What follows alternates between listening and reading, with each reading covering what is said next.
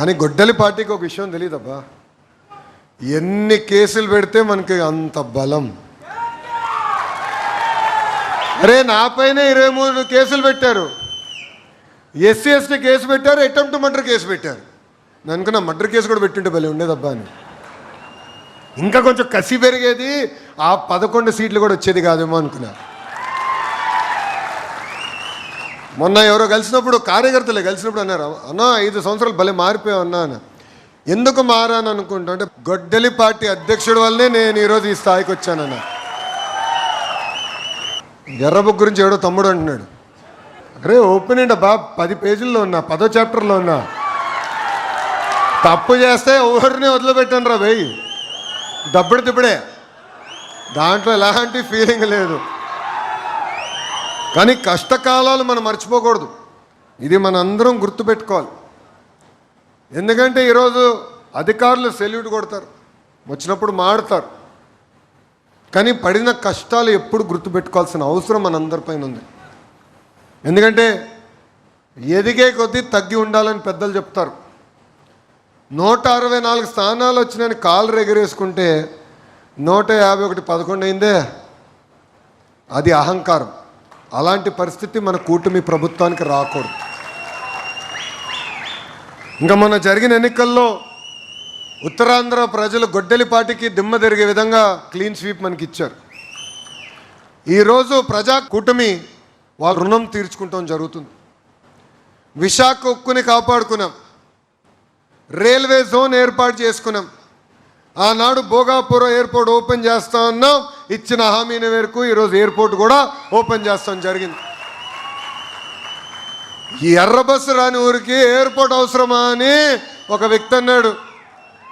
ఆ వ్యక్తికి పిలిపిస్తున్నారా, ఈరోజు ఆ ఎయిర్పోర్ట్ చూడు, దట్ ఈస్ చంద్రబాబు నాయుడు గారు. జిఎంఆర్ గారికి కాంట్రాక్ట్ వచ్చినా ఆయన ఒకటే చెప్పారు, భారతదేశంలో టాప్ 5 ఎయిర్పోర్ట్స్ ఏదంటే దానికి చిరునామా భోగాపురం ఎయిర్పోర్ట్ చేయండి అని ఆయన చెప్తాం జరిగింది. ఒక పట్టుదలతో పనిచేస్తున్నాం.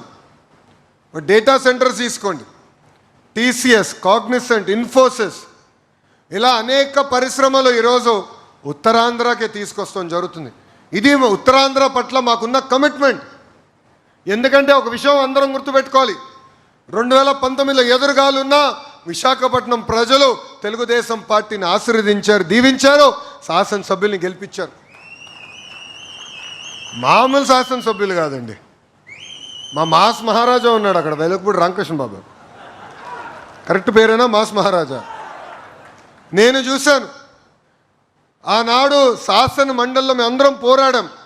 ఒకే రాష్ట్రం, ఒకే రాజధాని, జై అమరావతి విషయమైనా మేము అందరం పోరాడతాం. బాబు గారు గ్యాలరీకి వచ్చారు, ఏకంగా గొడ్డలి పార్టీ అధ్యక్షుడు వాళ్ళ శాసనసభ్యులు పంపించారు బాబు గారి పైన, ఎగతాళి చేయండి, ఆయన అక్కడి నుంచి వెళ్ళిపోవాలని. చాలా అండర్ ఎస్టిమేట్ చేశాడబ్బా మన నాయకుడిని.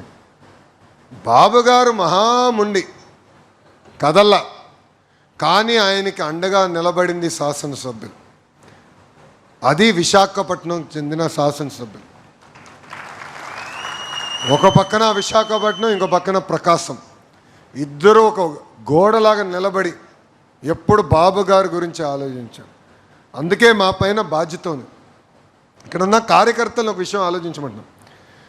ఇంత బాధ్యతగా మన పరిశ్రమలు తీసుకొస్తుంటే, కంపెనీలు తీసుకొస్తుంటే, ఏకంగా వైకాపా పార్టీకి చెందిన ఒక ఎంపీ గురుమూర్తి ఆయన పేరు, ఆయన కోర్టుకు వెళ్ళి కేసు వేసి కాగ్నిసెంట్కి ఇచ్చిన భూమి తిరిగి ప్రభుత్వం తీసుకోవాలని చెప్తాం జరిగింది.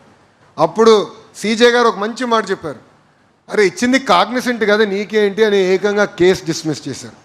అంటే వీళ్ళు ఎలాంటి వాళ్ళు, అభివృద్ధి చెందకూడదు, డిఎస్సి జరగకూడదు, అన్నిటిపైన కేసులు పెట్టి వాళ్ళు ఎట్టి పరిస్థితి ఆపాలని ప్రయత్నిస్తున్నారు. అంటే కుట్రలు కుట్రంతలు. సొంత బాబాయిని వాళ్ళే లేపేసి ఆ నింద మన పైన వేశారు. మనందరం చూసాం, నారాసుడ రక్త చరిత్రను ఆ పనికి మళ్ళీ దొంగ పేపర్ ఒకటి ఏడిసింది, బాబు గారు హాఫ్ పెట్టి గొడ్డలి ఆయన చేయిలో పెట్టి ఏదో చేశాడని. ఈరోజు ఏకంగా ఈడీ ఎవరి ఇంటికి వెళ్ళిందండి, వాళ్ళ పార్టీకి చెందిన ఎంపీ ఇంటికి వెళ్ళి డబ్బులు దొరికినాయి, అన్ని వివరాలు తీసుకున్నాడు. చూడండి ఇది కోడికత్తి డ్రామా చూసాం, దాని తర్వాత గులకరాయి కూడా చూసాం. అది ఏమో స్పెషల్ గులకరాయి, స్పెషల్ గులకరాయి. ఎందుకంటున్నానంటే ఎవడన్నా రాయేస్తే ఇక్కడ తగులుతుంది, పడిపోతుంది. లేదు, ఇది ఇక్కడ తగిలింది. మళ్ళీ ఇటు నుంచి వెళ్ళి పక్కన ఒక జోకర్లే, పేరు చెప్తే వేస్ట్ ఆఫ్ టైం, ఒక జోకర్ ఉన్నాడు. ఆ జోకర్కి ఇక్కడ తగిలింది, మళ్ళీ ఇట్లా వెళ్ళి ఇటు తగిలిందంట. ఎందుకంటే ఒకరోజు ఇక్కడ ప్యాచ్ చేసుకున్నాడు, రెండో రోజు ఇటు ప్యాచ్ చేసుకున్నాడు. అరే అంటే వీళ్ళు డ్రామాలు ఎంతవరకు వెళ్తారు దానికి ఇది ఒక ఉదాహరణ. ఇది అందరూ మీకు ఎందుకు చెప్తున్నా అంటే అప్రమత్తంగా ఉండాలి. మనం రైట్ రాయల్గా రాజకీయాలు చేసేవాళ్ళం, మనకి కుళ్ళు కుతంత్రాలు మనకు తెలియవు. మనందరూ ఏమనుకుంటే అన్ని పార్టీలు ఇలానే స్ట్రైట్గా ఉంటాయని. వైకాపా పార్టీ అలాంటిది కాదండి. అది నిండా రౌడీలు, గంజాయి సరఫరా చేసేవాళ్ళు, ఫ్యాక్షన్ రాజకీయ నాయకులు ఉన్న పార్టీ. సో వాళ్ళ ఆలోచనలు ఎప్పుడు అలానే ఉంటాయి. రౌడీల చుట్టూ ఎవరు ఉంటారు? రౌడీలే ఉంటారు. ఫ్యాక్షనిస్ట్ చుట్టూ ఎవరు ఉంటారు? ఫ్యాక్షనిస్టే ఉంటారు. ఇది గుర్తుపెట్టుకోవాలి. వాళ్ళు చేస్తున్న తప్పుడు ప్రచారాన్ని తిప్పికొట్టాల్సిన బాధ్యత ఇక్కడున్న ప్రతి కార్యకర్త పైన ఉంది. 2025 మహానాడులో మారుతున్న కాలానికి 6 శాసనాలు మనం ప్రకటించుకున్నాం. ఆ 6 శాసనాల్లో నాకు మనసుకు దగ్గరున్న శాసనం కార్యకర్తనే మా అధినేత అని. దయచేసి వేదిక మీద ఉన్న పెద్దలు చూడండి, అటు పక్కన ఎంపీ గారు కానివ్వండి, పాలిట్ బ్యూరో సభ్యురాలు కానివ్వండి, ఈరోజు ఎత్తుక్కుంటూ పార్టీ వాళ్ళని గమనించి గుర్తించి ఈరోజు వాళ్ళకి సముచిత స్థానం కల్పిస్తుంది. భారతదేశంలో ఏ పార్టీ కూడా కార్యకర్తలకి యాక్సిడెంట్ ఇన్సూరెన్స్ ఇవ్వట్ల. 160 కోట్ల రూపాయలు కార్యకర్తల సంక్షేమం కోసం ఖర్చు పెట్టిన ఏకైక పార్టీ మన తెలుగుదేశం పార్టీ. ఇదే పార్టీకి కార్యకర్తల పట్ల ఉన్న కమిట్మెంట్. మనం చూసాం, ఒక అంజిరెడ్డి తాత మంజులా గారిని చూసాం, ఒక తోట చంద్రయ్య గారిని చూసాం. వాళ్ళందరినీ మనం స్ఫూర్తిగా తీసుకోవాల్సిన అవసరం ఉంది. ఎందుకంటే మెడపై కత్తి పెట్టి వాళ్ళ నాయకుడికి వాళ్ళ పార్టీకి జై కొట్టమంటే జై తెలుగుదేశం, జై చంద్రబాబు అని ప్రాణాలు కోల్పోయాడే తోట చంద్రయ్య మనందరికీ స్ఫూర్తి. ఆ క్షణం కానీ ఆయన వాళ్ళ పార్టీకి జై చెప్పుంటే ఈరోజు బతుకుండేవాడు, కానీ చెప్పలా. అదే వాళ్ళ అబ్బాయికి చట్టాల్ని సవరించి వైకాపా వాళ్ళు కౌన్సిల్ అడ్డుపడినా ఆ బిల్లుకి ఆమోదం తెలిపి వాళ్ళ అబ్బాయికి ఉద్యోగం కూడా ఇచ్చిన ఘనత మన తెలుగుదేశం పార్టీది. నేను ఆ రోజు మాట్లాడా, క్యాబినెట్లో కూడా పవన్ అన్న కలిసా, చెప్పా అన్నకి, అన్న ఇట్లా వస్తుంది క్యాబినెట్ ఐటమ్, మీకు కూడా తెలియాల్సిన అవసరం ఉందంటే అన్నాడు, అద్భుతమైన ఆలోచన తీసుకురండి, మేము కూడా మనస్ఫూర్తిగా సపోర్ట్ చేస్తామని చెప్తాం జరిగింది. అంటే ఒక కమిట్మెంట్, ఒక పట్టుదల ఎప్పుడు ఉంటుంది. అభివృద్ధి సంక్షేమం అనేది ప్రజాప్రభుత్వానికి జోడెద్దుల బండి. ఒక పెన్షన్ విషయం తీసుకోండి, 4,000 రూపాయలు ఇస్తున్నాం. భారతదేశంలోని ఏ రాష్ట్రం కూడా 4,000 రూపాయలు ఇవ్వట్లేదు, ఒక ఆంధ్ర రాష్ట్రమే ఇస్తుంది. తల్లికి వందనం, ఇంట్లో ఎంతమంది బిడ్డలు ఉంటే అంతమందికి ఇస్తున్నాం. స్త్రీ శక్తి కింద ఉచితంగా ఆర్టీసీలో ప్రయాణించే హక్కు మహిళలు కల్పించాం. దీపం పథకం చేశాం. అదేవిధంగా మన మత్స్యకారుల భరోసా అందిస్తున్నాం. ఆటో వాళ్ళ సేవలో వాళ్ళకి డబ్బులు ఇస్తున్నాం. ఏకంగా చేనేత సోదరులకి 200 యూనిట్లు ఉచితంగా కరెంట్ ఇస్తున్నాం. అన్న క్యాంటీన్లు తిరిగి ప్రారంభించాం. సో అద్భుతమైన సంక్షేమ కార్యక్రమాలు ఒక పక్కన, ఇంకో పక్కన అభివృద్ధి కార్యక్రమాలు కూడా మనం చేసుకుంటూ వెళ్తున్నాం. గడిచిన 2 సంవత్సరాలు మనం కరెంటు ఛార్జీలు పెంచుతాం కాదు కదా, 13 పైసలు కరెంటు ఛార్జీలు కూడా తగ్గిస్తాం జరిగింది. రోడ్లు వేస్తున్నాం, కానీ అట్లనే అన్నీ పూర్తి చేసాం అనట్లా. ఎందుకంటే ఆర్థిక ఇబ్బందులు ఉన్నాయి. ఈరోజు 1 రూపాయి ప్రభుత్వానికి ఆదాయం వస్తే 99 పైసలు జీతాలు పెన్షన్లకే సరిపోతుంది. అన్ని కష్టాలున్నా అధిగమించుకుని ఈరోజు అభివృద్ధి సంక్షేమం చేస్తున్నాం. ముందు చేయాల్సిన కార్యక్రమాలు కూడా పూర్తి చేస్తాం.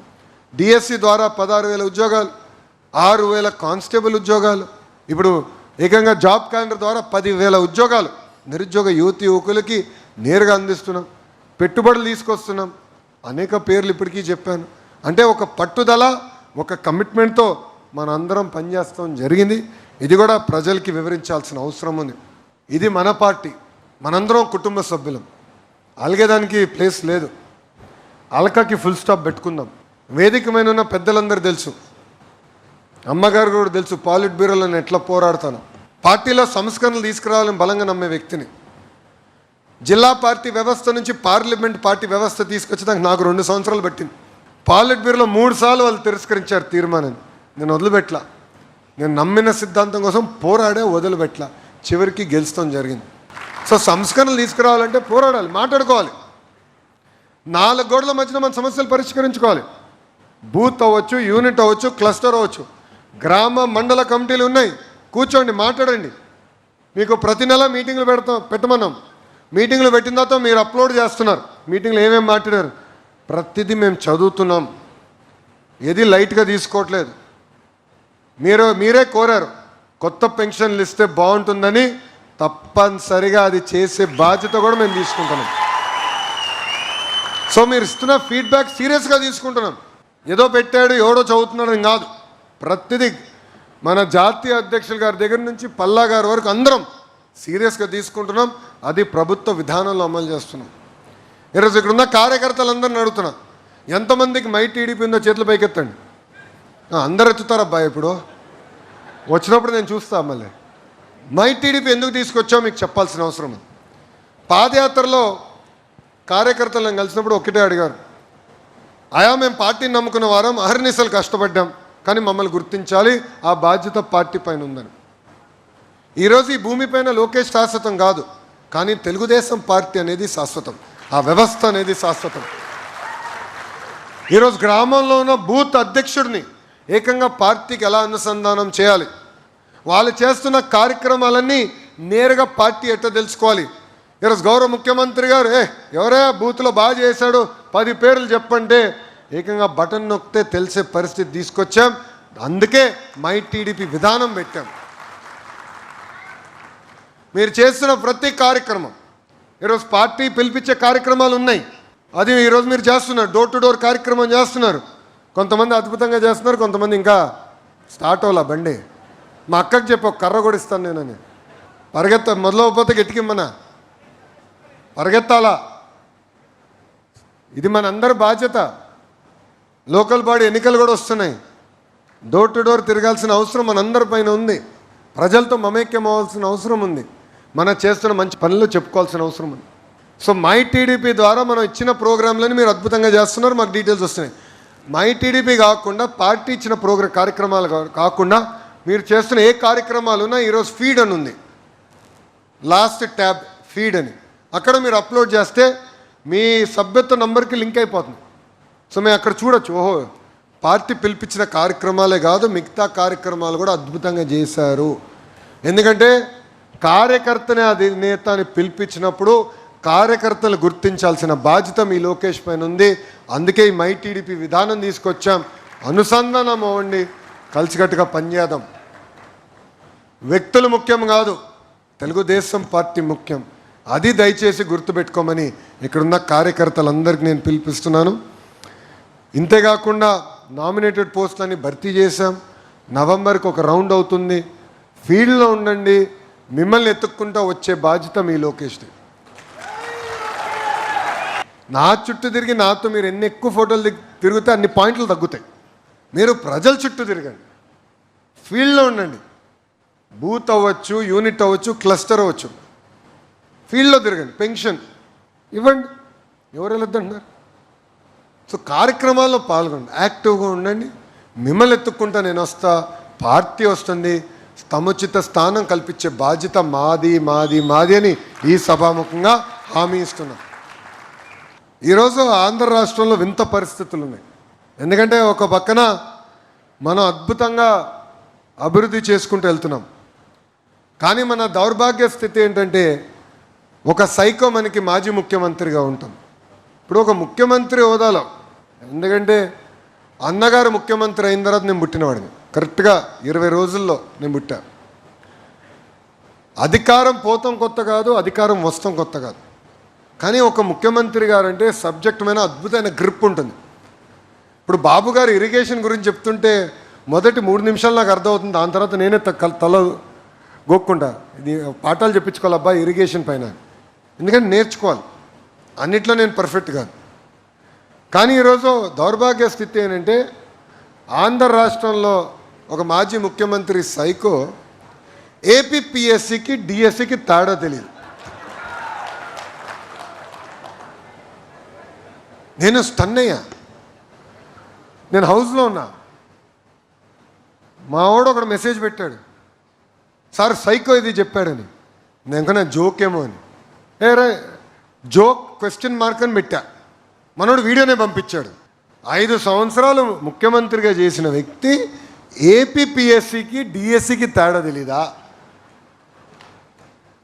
అప్పుడు నేను ఎన్ని పేజీలు తిప్పినా, ఎన్ని ఇన్స్టాగ్రామ్ పోస్టులు ఇచ్చినా అప్పుడు అర్థమైంది, కనీసం అవగాహన లేని వ్యక్తి ఆంధ్ర రాష్ట్రానికి ముఖ్యమంత్రి అవుతే ఎలాంటి పరిస్థితులు వస్తాయో అదొక అద్భుతమైన ఉదాహరణ.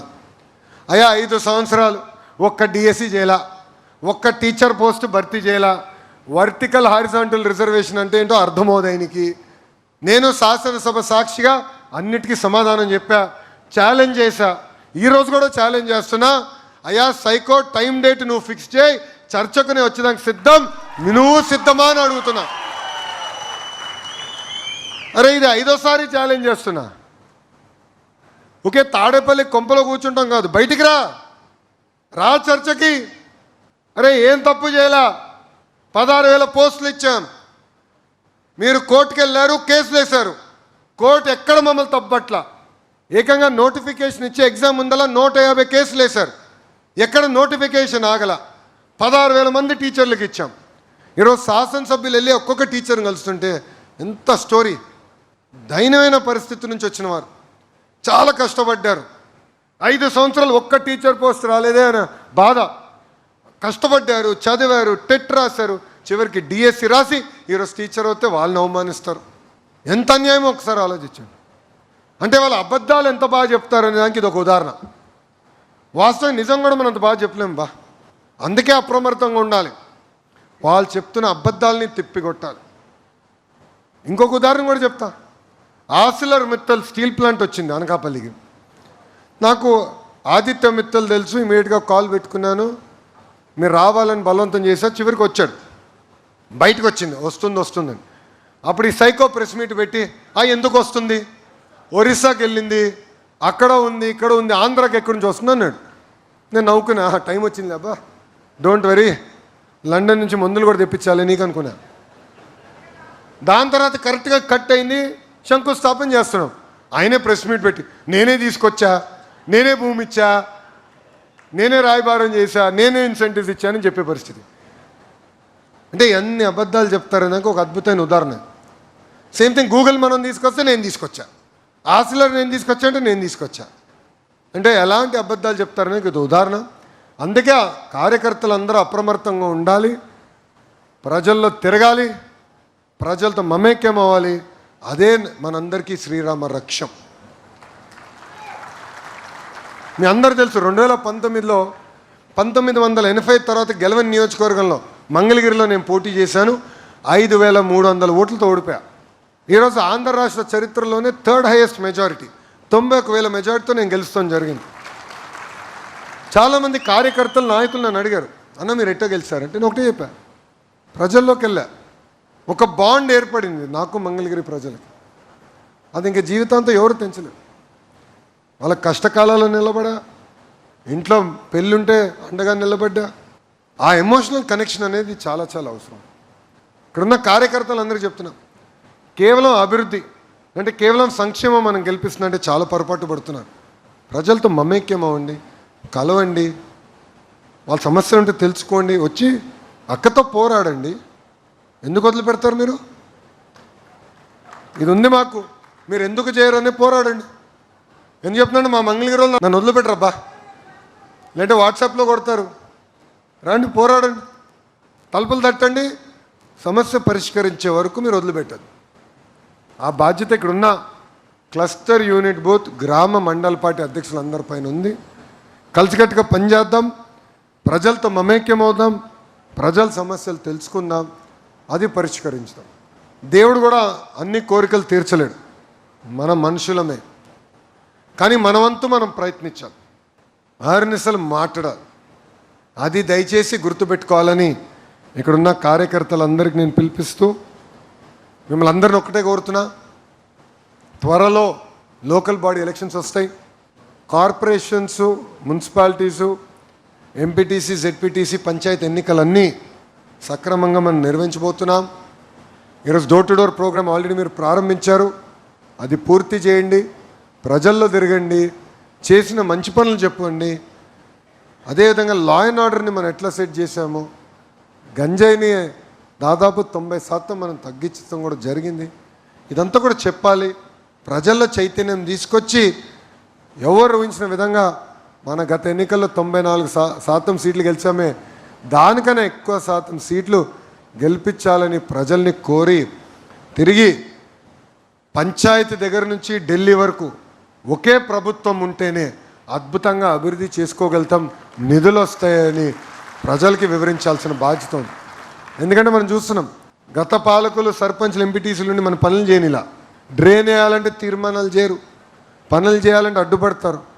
అందుకే గల్లీ నుంచి ఢిల్లీ వరకు ఒకే ప్రభుత్వం ఉంటే, same double engine bullet train సర్కారు ఉంటేనే మనం అభివృద్ధి చేసుకోగలుగుతామని ప్రజల్లో చైతన్యం తీసుకురావాల్సిన అవసరం ఉంది. మనం 1,06,00,000 మంది సభ్యులు మన కుటుంబం. అది కాస్త ఇంకొంచెం పెద్దదైంది. జనసేన పార్టీ ఉంది, భారతీయ జనతా పార్టీ ఉంది. ఈరోజు 3 పార్టీ కలియక ఎన్డీఏ. కలిసికట్టుగా పోటీ చేశాం, కలిసికట్టుగా మనం గెలిచాం. సమస్యలు ఉండొచ్చు, 4 గోడల మధ్యన మాట్లాడుకోవాలి, మన సమస్యలు మనం పరిష్కరించుకోవాలి. అంతేగాని వాళ్ళు ఎవరో ఏదో అన్నారని మనం ఫేస్బుక్లో పెడతామో, లేదంటే మన ముసుగులో వాళ్ళని తిడతాం, వాళ్ళ ముసుగులో మనం తిట్టినప్పుడు మనం ఏదో రియాక్ట్ అవుతాం వల్ల నష్టపోయేది ఆంధ్ర రాష్ట్రం, ఆంధ్ర రాష్ట్ర ప్రజలు. దయచేసి ఇది గుర్తుపెట్టుకోవాల్సిన అవసరం ఉంది. ఎందుకంటే ఆ గొడ్డలి పార్టీ అనేక సైకో పనులు చేస్తారు. మనం అప్రమత్తంగా ఉండాలి.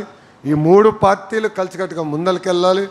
మాకు నాయకత్వంలో అబ్సల్యూట్ క్లారిటీ ఉంది. పవన్ అన్న కూడా నాకు అనేక మార్లు చెప్పారు, పబ్లిక్గా కూడా చెప్పారు, 1 కాదు 2 కాదు, కనీసం 3 టర్ములు ఎన్డీఏ గెలిస్తేనే దారి తప్పిన రాష్ట్రాన్ని సరైన దారిలో పెట్టచ్చు. సో కలిసికట్టుగానే నిలబడతాం, కలిసికట్టుగానే పోటీ చేస్తాం.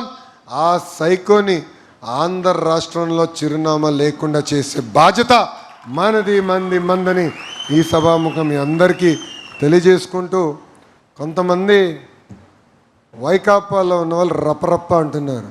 వాళ్ళు రపరప్ప అంటే ఇక్కడ చూసుకున్నాక మనం ఏం సిద్ధంగా లేవు. వాళ్ళకి ఒకటే చెప్తున్నా, ఎవరిని వదిలిపెట్టం. చట్టాన్ని కానీ ఉల్లంఘిస్తే బొక్కలో వేసే బాధ్యత నాది. ఇక్కడ కార్యకర్తలు కూడా చెప్తున్నా, ఎర్ర బుక్ దాని పని చేసుకుంటూ వెళ్తుంది, మీరేం కంగారు పడద్దు.